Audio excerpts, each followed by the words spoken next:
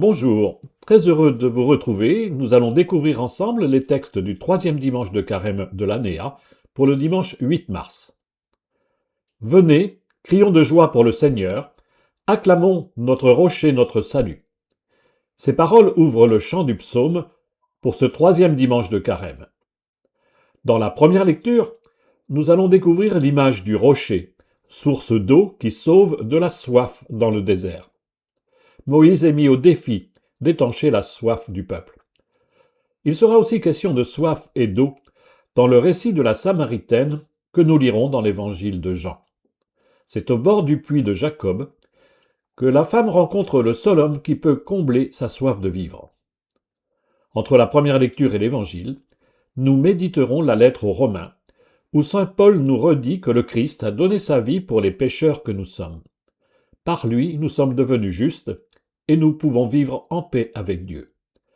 Mais retournons d'abord au désert pour y éprouver la soif, et découvrons la première lecture. Le peuple des Hébreux est sorti d'Égypte. Il a traversé la mer. Le Seigneur l'a sauvé des Égyptiens. À peine entré dans le désert, voilà qu'il n'arrête pas de se plaindre. Il récrimine contre Dieu. Il a faim? Dieu fait tomber du ciel la manne. Il a soif et reproche à Moïse de les avoir fait sortir d'Égypte. Ce lieu s'appellera Massa et Mériba, épreuve et querelle en hébreu, car là le peuple a osé défier le Seigneur. Ce récit se trouve dans le livre de l'Exode au chapitre 17, les versets 3 à 7. En ces jours-là, le peuple, manquant d'eau, souffrit de la soif. Il récrimina contre Moïse et dit : « Pourquoi nous as-tu fait monter d'Égypte ? Était-ce pour nous faire mourir de soif avec nos fils et nos troupeaux ? » Moïse cria vers le Seigneur : « Que vais-je faire de ce peuple encore un peu, et ils me lapideront ?» Le Seigneur dit à Moïse : « Passe devant le peuple. Emmène avec toi plusieurs des anciens d'Israël. Prends en main le bâton avec lequel tu as frappé le Nil et va. Moi je serai là devant toi, sur le rocher du mont Horeb. Tu frapperas le rocher, il en sortira de l'eau, et le peuple boira. » Et Moïse fit ainsi sous les yeux des anciens d'Israël. Il donna à ce lieu le nom de Massa, c'est-à-dire épreuve, et Mériba, c'est-à-dire querelle, parce que les fils d'Israël avaient cherché querelle au Seigneur, et parce qu'ils l'avaient mis à l'épreuve en disant : « Le Seigneur est-il au milieu de nous, oui ou non ?» Le bâton de Moïse est le signe de la puissance que le Seigneur lui a confiée. Par ce bâton, Moïse a provoqué les plaies en Égypte, les 10 catastrophes qui ont contraint Pharaon à laisser partir les Hébreux. Ce même bâton a ouvert la mer en deux, permettant au peuple de traverser à pied sec. Et le bâton ouvre le rocher et en fait jaillir la source. L'Église a vu dans le rocher l'image du Christ. Relisant l'épreuve dans le désert, saint Paul écrit : « Tous, ils ont bu la même boisson spirituelle, car ils buvaient un rocher spirituel qui les suivait, et ce rocher c'était le Christ. » Première lettre aux Corinthiens, chapitre 10, verset 4. L'évangile de Jean raconte le coup de lance dans le côté du Christ sur la croix, d'où jaillit de l'eau et du sang, signe du baptême et de l'Eucharistie. Il rapporte aussi cette parole de Jésus : « Si quelqu'un a soif, qu'il vienne à moi et qu'il boive celui qui croit en moi.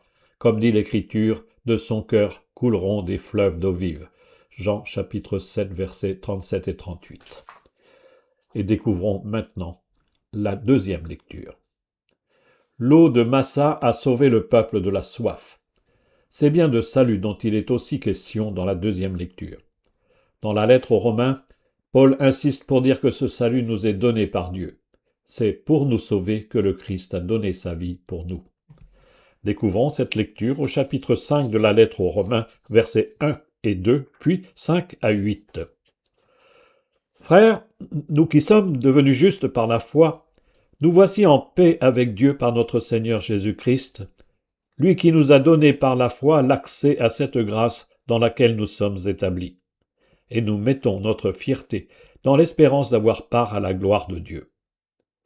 Et l'espérance ne déçoit pas, puisque l'amour de Dieu a été répandu dans nos cœurs par l'Esprit Saint qui nous a été donné.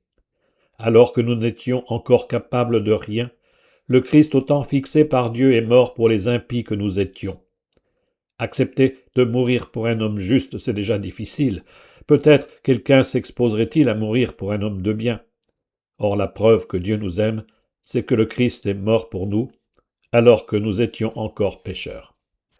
La justice, la paix, l'espérance et l'amour, tels sont les mots-clés de cette lecture qui nous parle de salut.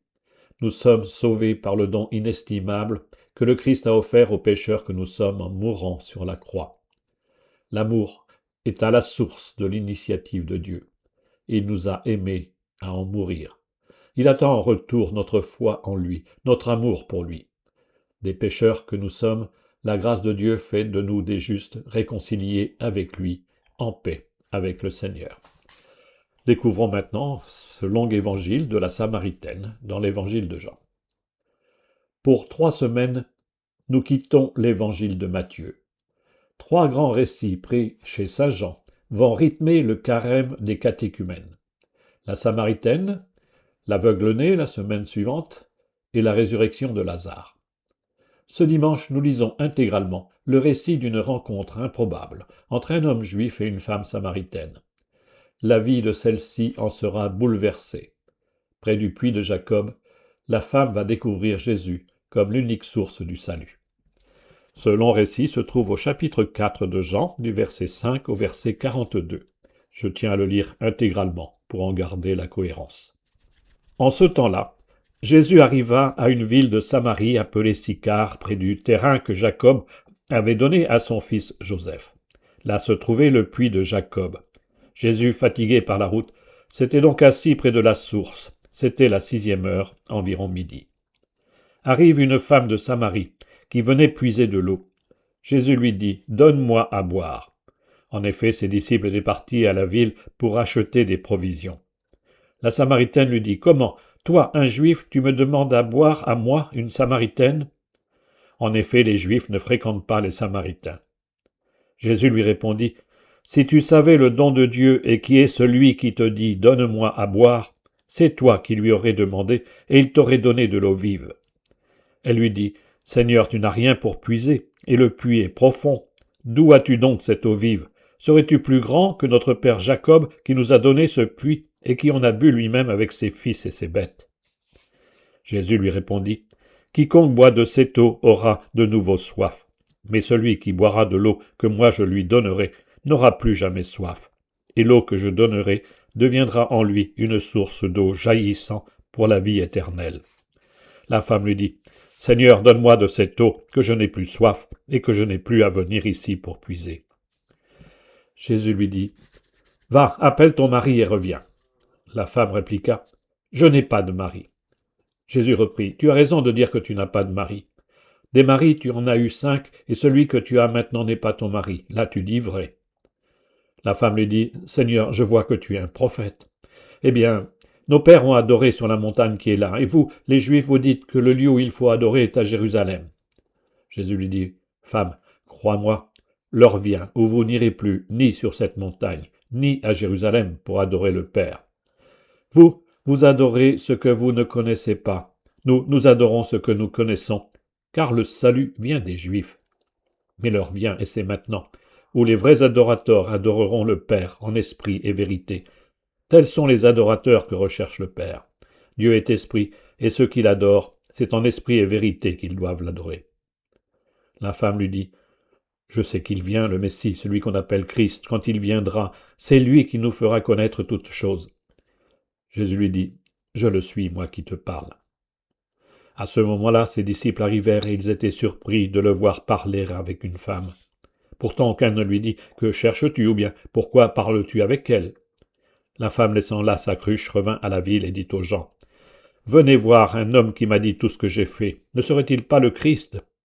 Ils sortirent de la ville et ils se dirigeaient vers lui. Entre-temps, les disciples l'appelaient « Rabbi, viens manger. » Mais il répondit « Pour moi, j'ai de quoi manger.